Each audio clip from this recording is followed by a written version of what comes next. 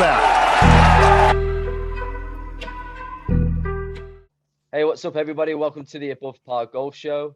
So in today's episode, I've got amateur golfer who plays on the Amateur Players Tour and the Golf Week Amateur Tour, Scott Poniewaz. Hey, Scott, how are you doing today? Doing pretty well, thanks. Thank you for coming on, first of all. So one thing I wanted to ask right now, where are you living at the moment? Are you in New York or are you in Texas, or are you in between the two? I'm in New York these days. Yeah, so I moved back up here about 2 years ago. And you're from Wisconsin, right? Yes, I grew up in Madison, Wisconsin area. And actually, I'm heading back there this weekend to play some golf. So. Oh, nice. I was just about to ask, I mean, what's the golf game like there? It's not one of the states that's maybe as big as the others. So how's the golf games there? In terms of the golf, it's not as big as the others. What's it like down there to play? Yeah, in Wisconsin? Yeah, so Wisconsin actually has some pretty incredible courses. In recent years, have been getting more renowned, I guess. This year, actually, where I'm going to be playing this weekend is Whistling Straits, which people this year have learned about mostly because of the Ryder Cup. Of course. But then also Sand Valley is another famous course that's come onto the map over the last few years. And there's some other sort of classic ones, Black Wolf Run, as well as a few others that have made their name in the world of golf, for sure. Yeah, I think like you said, this year it's definitely been getting bigger. I mean, what's your sort of feeling with the Ryder Cup this year? How do you think it's going to go? Well, obviously Team USA, but yeah. Aside from that, yeah. So I'm looking forward to watching it. I think everybody, has been getting excited even more this year, just with the whole COVID delay. So it should be pretty exciting. And also with some of the other side drama going on with Brooks and Bryson and how that team is going to come together, and, Steve Stricker on his home, sort of home turf being in Wisconsin. So. Yeah, I mean, that's the one thing. I mean, I catch all the golf and the PGA Tour on the English coverage over here. And they're constantly talking about this whole Brooks and Bryson thing, whether maybe it's some sort of American plan. They kind of throw us off, and then all of a sudden they're both together and they just absolutely destroy us or something, turns out they're best friends or something.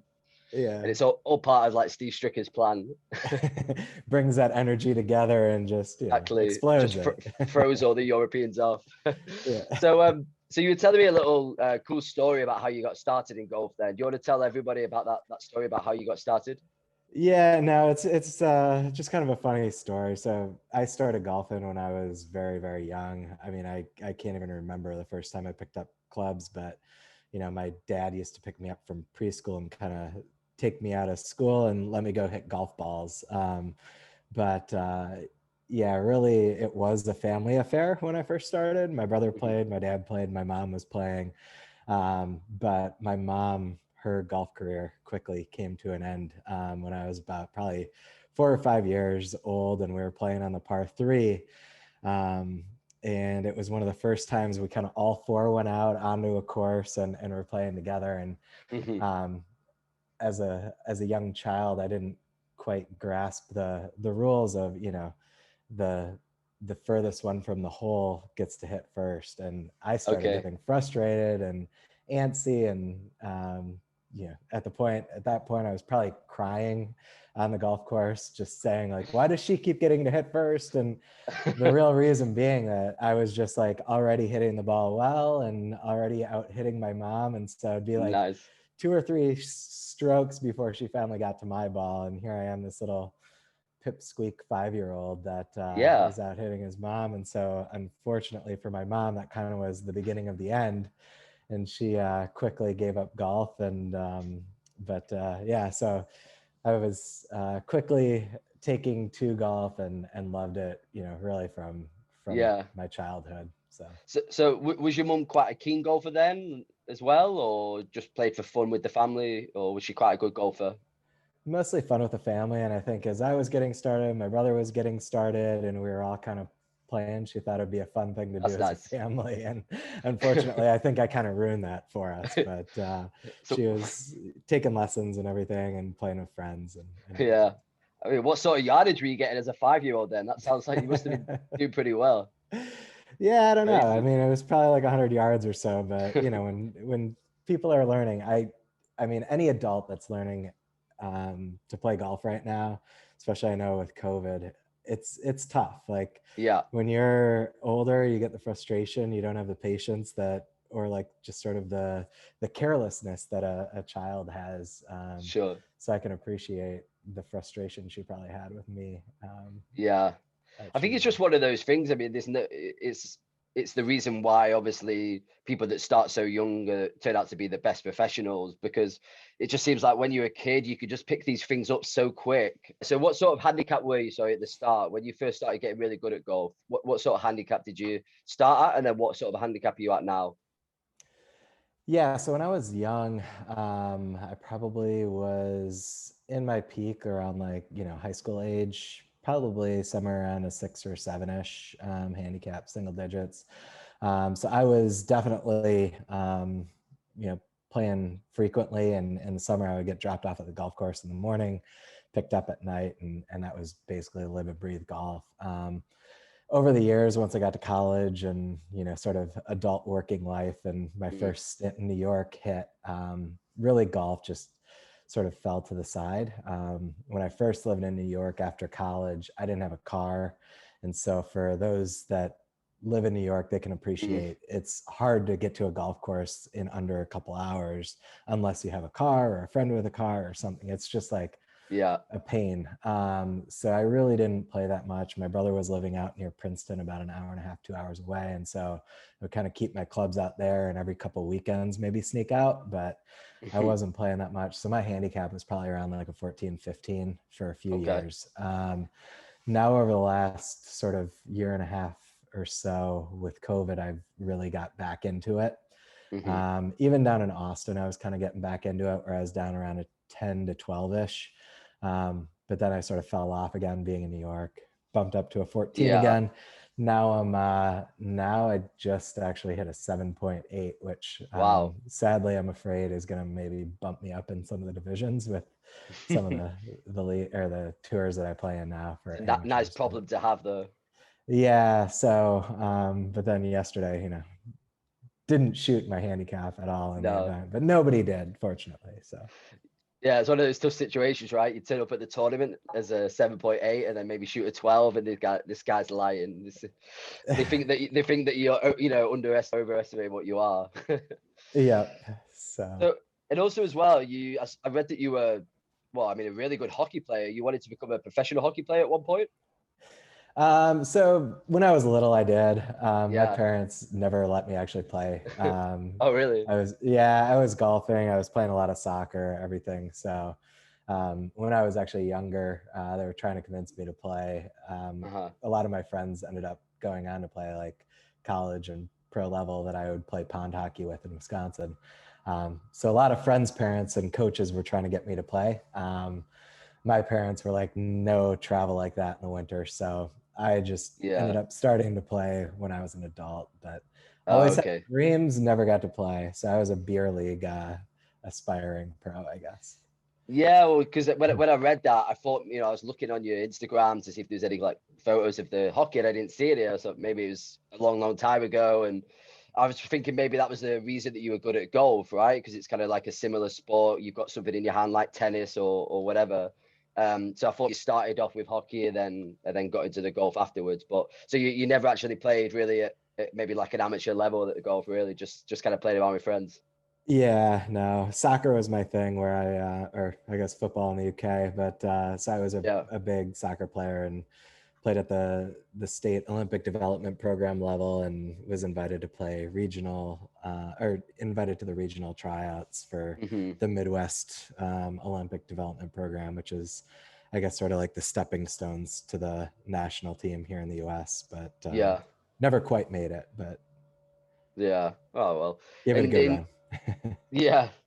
Well, you got golf now, and you're obviously pretty good at that as well, so it's not bad. So in New York, there you touched on kind of with travel, it's really difficult. So what sort of courses are you playing in New York? Is it all just really local stuff, the most local possible, or do you try and play a new course every time? How do you like to play around there? Yeah, so I live in the actual city of New York. So I live near like World Trade Center in like Lower Manhattan. Okay. So during the week, we've got this great new facility actually that started to pop up over the last couple of years. It's indoor golf simulators called 5 Iron Golf. Hmm. They're making the rounds on Instagram too, so you might even see a couple names out on tour with sponsorships. Okay. So that's been great. It's all Trackmans and stuff. So during the week, that's like my thing. Yeah. 7 a.m. usually. And then when I'm on the weekends trying to get out to play, I belong to a country club down in sort of the Neptune, Asbury Park area of the Jersey Shore, which is not Hmm. the Jersey Shore of the famous MTV show. A little bit nicer than that. Yeah. So I play golf at that course a lot. And then I play in a couple of amateur tours that are New York and New Jersey, which keep Okay. me kind of rotating around to a lot of new courses. But there are some great courses actually that are even public. Pound Ridge is one of them, which is one of the top Pete Dye courses. Okay. And then of course Bethpage Black. Which if you can get a tee time out there, it is public and it's only Yeah. $75 and it's a great deal.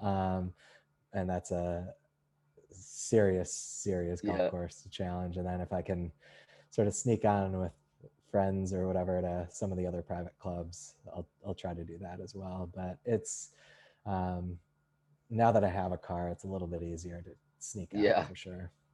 So that indoor area you're talking about with the Trackman, is that the one that you publish a lot on Instagram when you're practicing with the Trackman and the swing simulator? Yeah, so 5 Iron Golf is Okay. great for that. And yeah. Okay, cool. So are you a little bit more of like an analytical person there when it comes to your golf swing? I mean, some people don't like to use that kind of stuff still, do they? They prefer just to see the balls out on the range. But are you very much somebody that's looking at yardage and club head speed, all that kind of stuff, or a little bit of both? Yeah, I'm a little bit of both.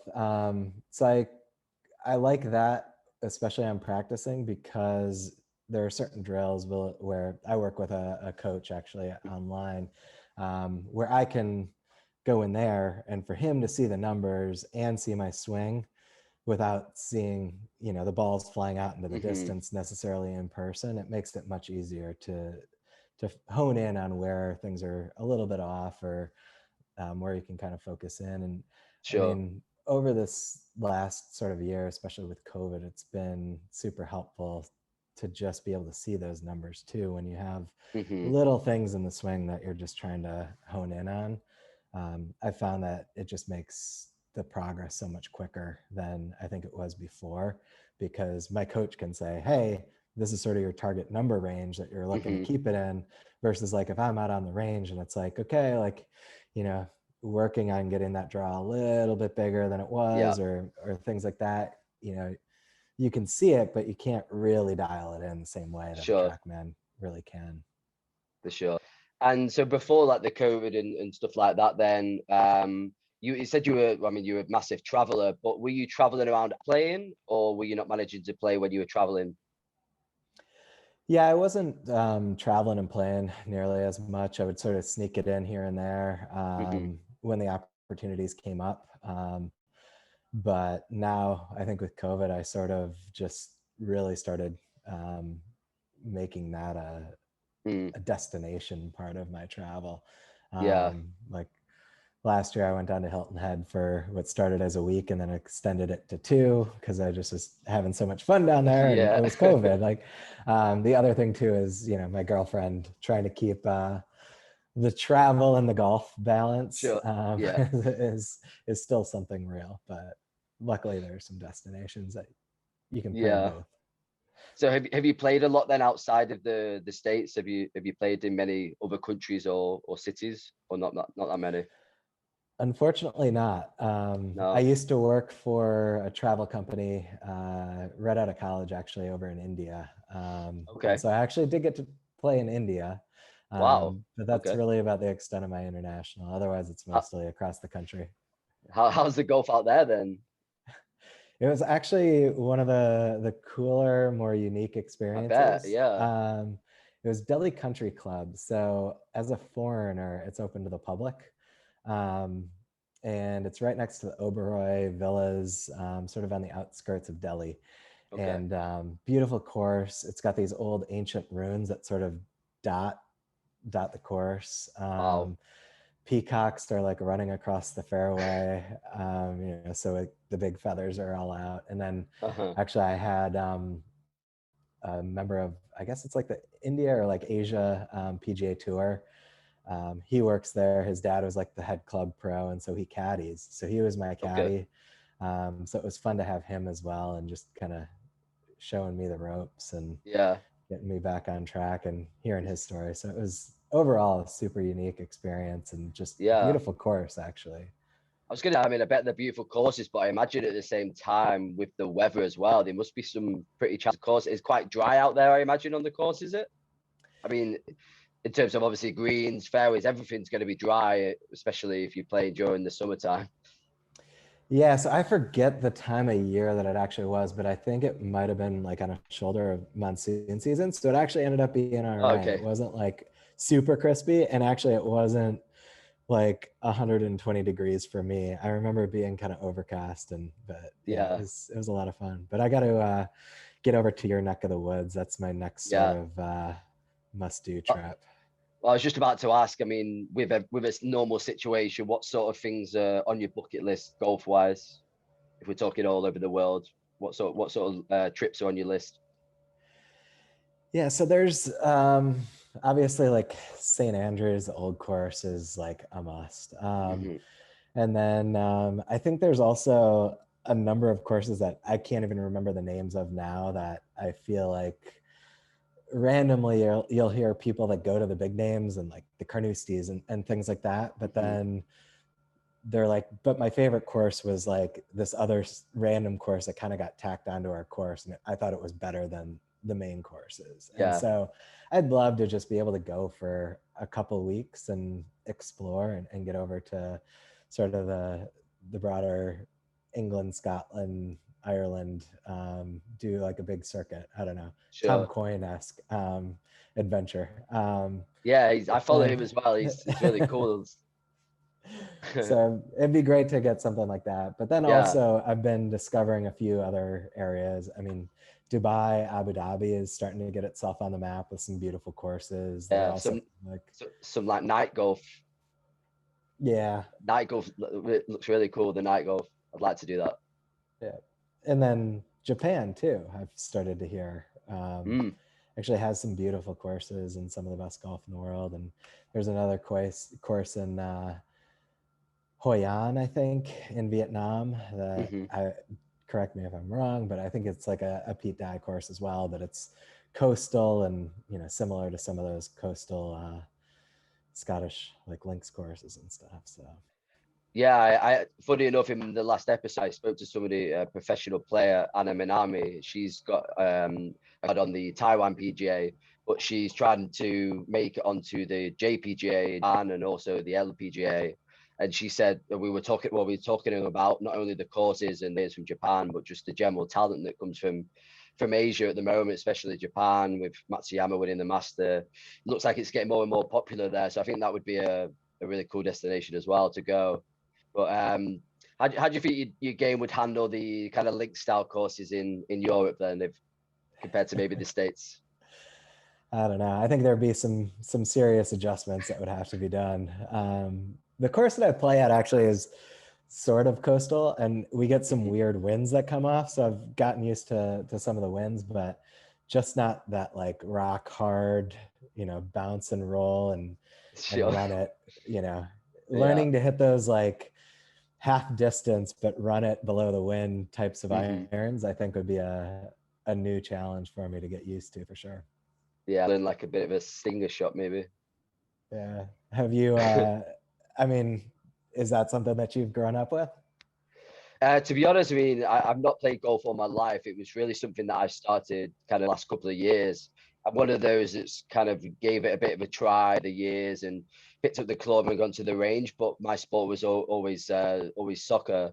Golf was one of those that's had too much patience for me. And I think maybe as I got older and a little bit mature, it just suddenly good for me. And yeah, so I kind of picked it up again maybe a year and a half years ago, and this time just completely fell in love with it. And it's a bit unfortunate as well because of COVID, like you said. I got to a maybe not a decent level in terms of my scoring and handicap, but a point where on the driving range and in my classes, I was hitting, you know, some good shots and was showing the potential.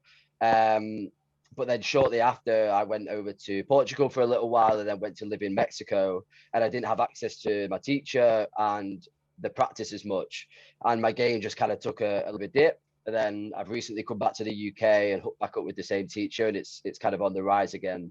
But to answer your question, yeah, I've not had a lot of experience. I've actually played more golf in Portugal, which has got some incredible courses out there. You don't get too much in terms of wind. It's obviously just, you know, really hot, a lot of water out there, thick grass.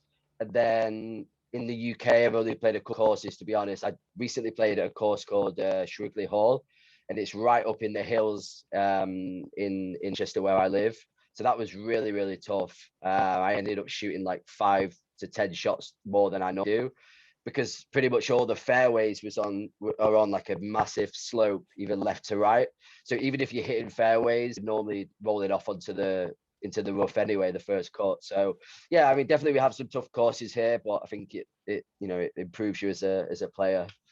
But yeah, so I'm getting better and I'll keep playing, but I really want to get over to the States and play more there. I played in America, so that'd be probably on my bucket list. Yeah, no, for Yeah. sure. Might have to do a little exchange. Right. Definitely. I mean, once COVID passes, I'm gonna be over there for sure. 6 months playing every week. So you're obviously playing on these amateur tournaments. How did you get started in all that? Were you always kind of set on that, or did you just kind of play with friends and then decide to enter some? How did you get started with the amateur stuff, the tournaments? Yeah, so when I was in high school, I played a lot of tournaments, mostly like local-ish around where I grew up, and then I also played high school golf. So I always had that competitive spirit, and then even now, you know, would play in a variety of sport tournaments or whatever. Really, it was COVID that got me back into the tournaments. I did a couple sort of member guest type tournaments with friends and family over the years, the past few years. But I decided during COVID, nothing else was going on. And they do these tournaments pretty much every week or every other weekend. And there were a couple of them that were more regional at some nice courses like in upstate New York. Turning Stone Resort was one of the first ones. And actually Hilton Head, which was the national tournament I found out about. So I was in COVID, just in lockdown, going stir crazy. And I started Googling a lot. And then I kind of found out that this was a thing even. I didn't even have friends that were doing it, and just went to the first one and then had a good time, went to the second one, had a great time. And then I was like, wait, I could, you know, try to play a couple more and then be able to go to Hilton Head and play in the national tournament. And I ended up making the cut on that one. And oh wow, basically that was the Golf Week Amateur Tour that every year does their national tournament in Hilton Head. And then this year, there's a little bit of a shakeup where a number of the previous tour owners kind of formed this new amateur players tour, which is a little bit of a newer version, a little bit more of an upgraded type of experience for a lot of the things that they're doing. And they actually now have a few more of these like regional type super tournament type things, as well as like a whole series of national tour events. So they already did one like down in San Antonio, TPC San Antonio in Texas. This coming weekend for 4th of July is why I'm not only going to visit family, but also go play golf at Whistling Straits. So it's a national tour event, as well as Black Wolf Run. And then actually for Labor Day weekend here in the States, which is the first week of September, that's going to be one at True North. So both courses, 2-day event. So they do these national events, and so it's fun it gives me an excuse to go play some of these new courses. And then the national tournament you have to qualify for, and that's going to be at Pinehurst this year. So Nice. you know, some great classic courses, some Yeah. bucket list courses. And, you know, a lot of my friends don't golf or aren't serious about golf. So it can be tough to get them to go to some of these places and Yeah. plan a whole vacation around it. So it gives me a good excuse too. But Yeah. And I saw as well, I was checking out your 2020 results on your Instagram. I mean, for anybody that wants to check you out, it's pony_golf. And it seemed like you had a second last year in one of the tournaments, and then you've had some other kind of top 20s and stuff like that as well, right? yeah, so I've been always the bridesmaid, never the bride, I guess is what they say sometimes. So yeah, well, it's I've still had quite a few second places. There's actually in the New Jersey Golf Week tour this season, some points wise leading in the tour, but I've had the first 3 events of the season. I went second place. Well, actually tied for first, but lost the playoff hole. Oh. So I ended up in second, and then second place, and then yesterday I was 8th. But It wasn't so a lot of second place. It wasn't an 8-hole playoff like yesterday, was it? No, just a 1-holer, but still hurts just as much. Cool. Well, it looks like you're close there at least. That's pretty cool. Yeah, so hopefully this weekend that'll change. But yeah, I hope so, man. So like I said at the start off air, I mean, you do so much stuff apart from golf as well. How do you get the time to not only play in these tournaments, but, you know, maybe get the practice in and that kind of stuff? I mean, how often are you practicing every week at the moment when you're playing an upcoming tournament? yeah, it's tricky. So I essentially run a division of a company. So I'm a pretty busy, I guess, executive entrepreneur. So it's definitely tough to squeeze it in. So usually it has to go into the mornings, then evenings and weekends. So usually Monday, Wednesday, Friday, I try to go to 5-iron golf and hit balls at 6:30, 7 in the morning. Use a Trackman, and I also work with a coach via the app Skillist. So I have to give Bill Schmiedes a little shout out.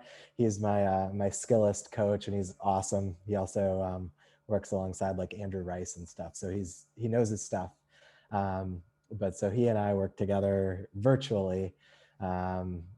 So I usually just can send him a lesson every day. And it's sort of like, am I on track or off track? And he'll look at the numbers, look at the swing videos and get back to me. And then on the weekends, I just try to play in real conditions, whether that's tournaments or just shooting around with friends at the local course. But Sure.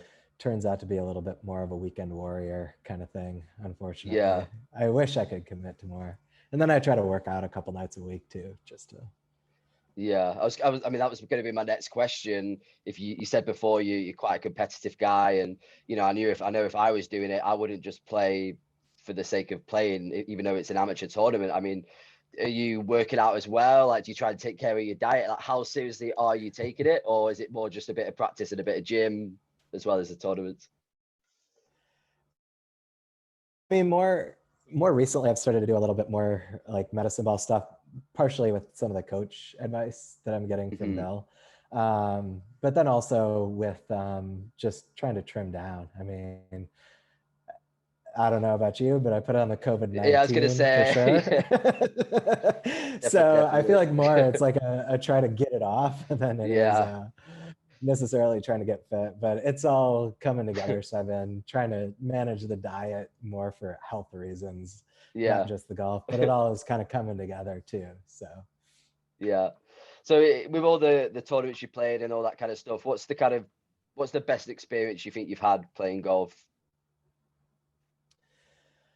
Yeah, that's a good question. I guess, you know, tournament wise, last year down in Hilton Head, it was just fun.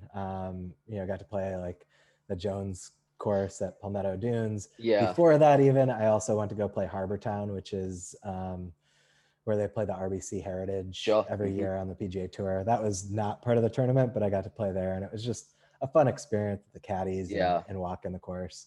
But then also, like, I mean, so far, one of my more favorite golf experiences has been Bethpage Black, even though it just rocked me. Last summer, I got to play it for the first time and destroyed me, but I ended up birdieing 18 after probably not having a par all day.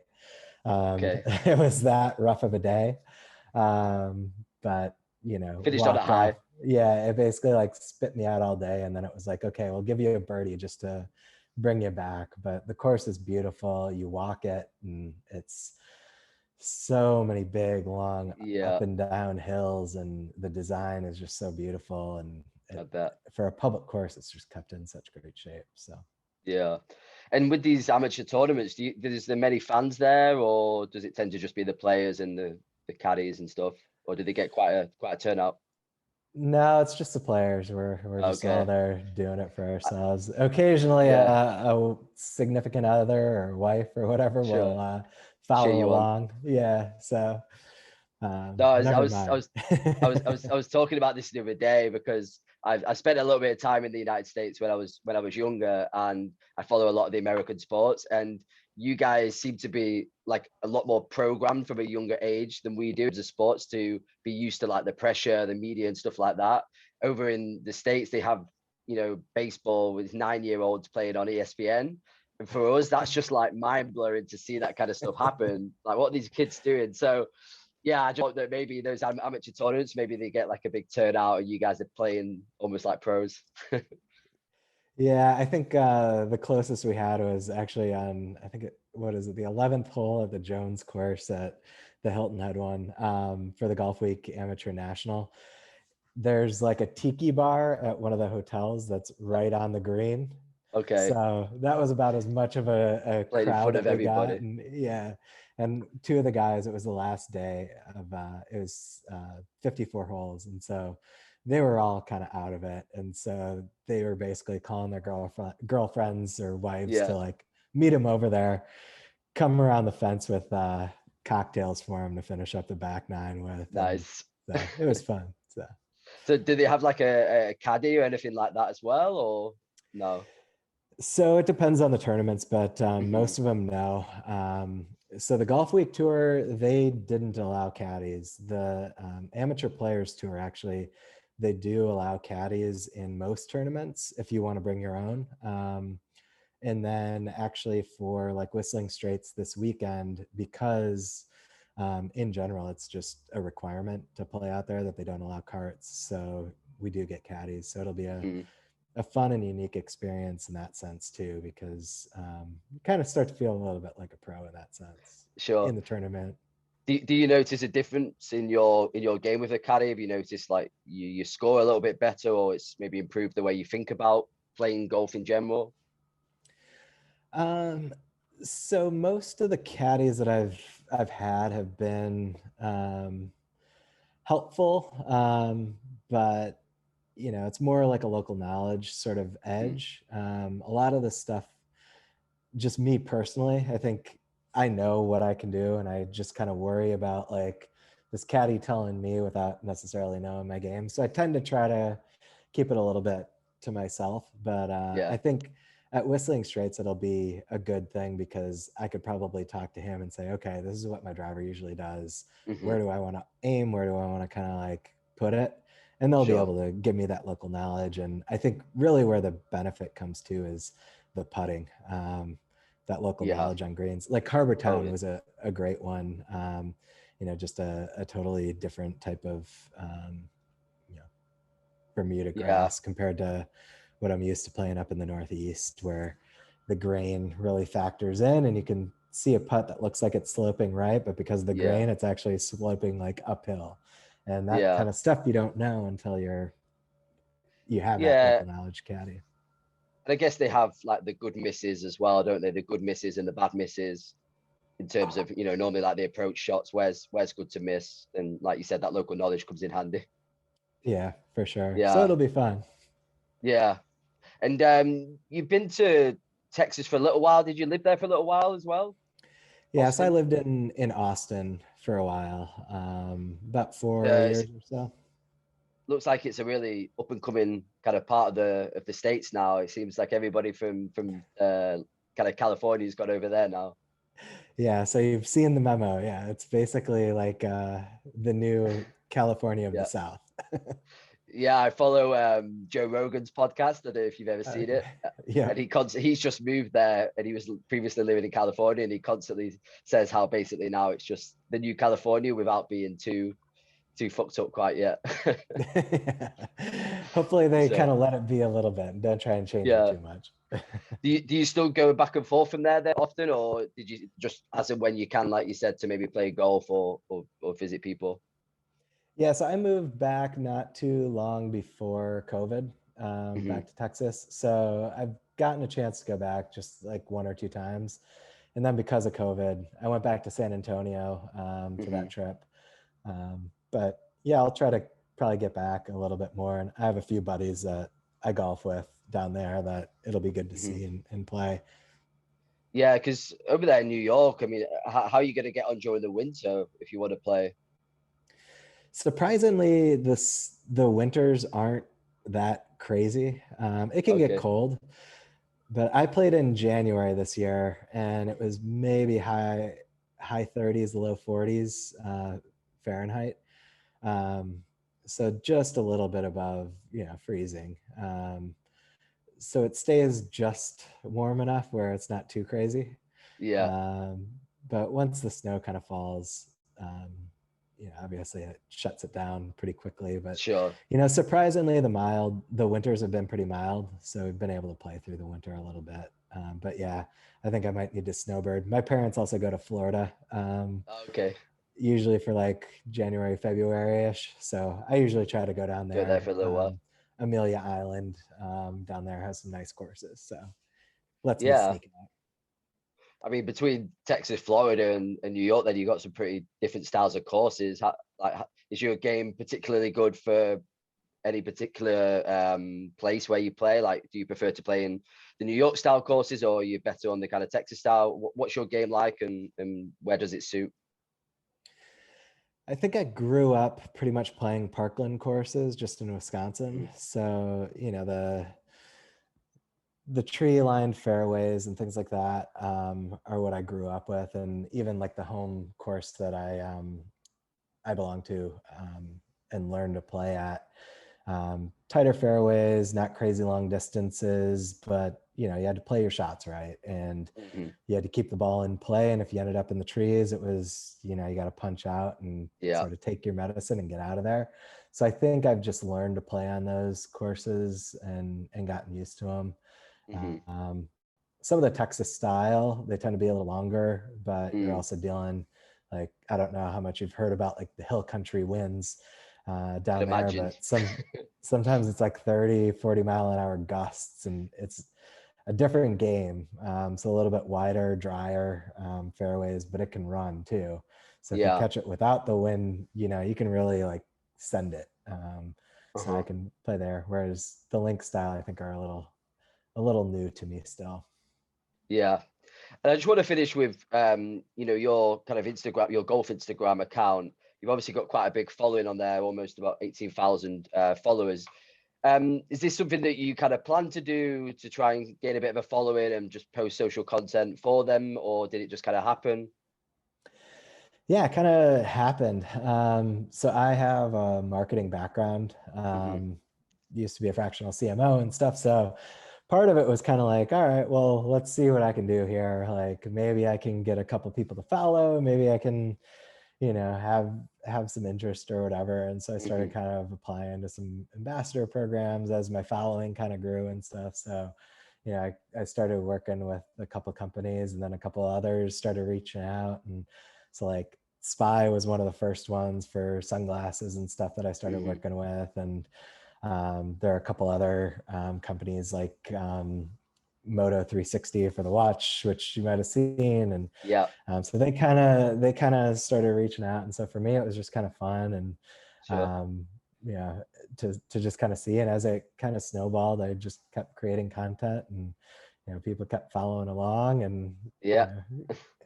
the snowball kept happening. And it's weird, I didn't necessarily set out for it, but you kind of hit this weird tipping point with social media that I'd heard about, where Yeah. once you kind of get to a following, it just starts to Snowball blossom. effect. So yeah, so it's been And fun to see. yeah, and obviously outside of your golf, you're an entrepreneur. Have you ever thought, or are you currently, or have you ever thought about doing anything with golf in terms of business wise? Yeah, so I mean, on the side, I actually have started to work on a little candle business idea that I came up with. It was actually during the Masters this year. Okay. My girlfriend and I we have like nice candles around in our apartment, like Joe Malone and stuff like that for the UK brand. Yeah. And so I was watching the Masters and we needed to get new candles. And I was like, oh, I wonder if like somebody has like a nice, like Masters themed candle or like golf themed candle. And everything was kind of just like, I don't know, somebody was like doing it in their basement kind of thing. And so I thought, you know what? There's so much money in golf and so many people have nice homes in golf and all these country clubs, etc. So I basically came up with this idea, which I've got a couple that are now out. It's just sort of very small and very on the side and sort of side hustle, but wixcandle.co is the brand, and it's the Lynx series of golf candles. So the first ones are Pebble Beach and Magnolia Lane that I'm working on. And then I have like St. Andrews, the Straits for Whistling Straits, and then a Bethpage for Bethpage Black.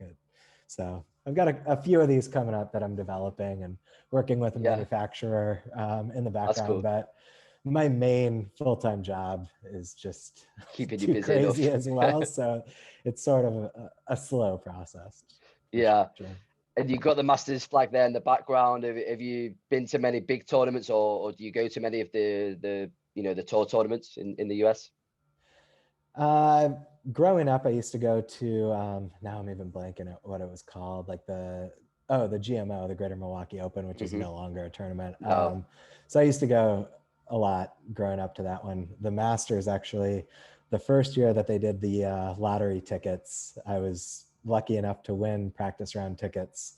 So we got 4 of them and got to go with the family. So my dad, my mom, my brother, and I, we all got to go down in 2012. So that one actually bought the flag. And then as we were walking out over by the practice area, ran into Ben Crenshaw. And so it's cool. Actually signed by him. So nice. I got a very nice souvenir out of that awesome. Trip. But hopefully we'll get back again soon.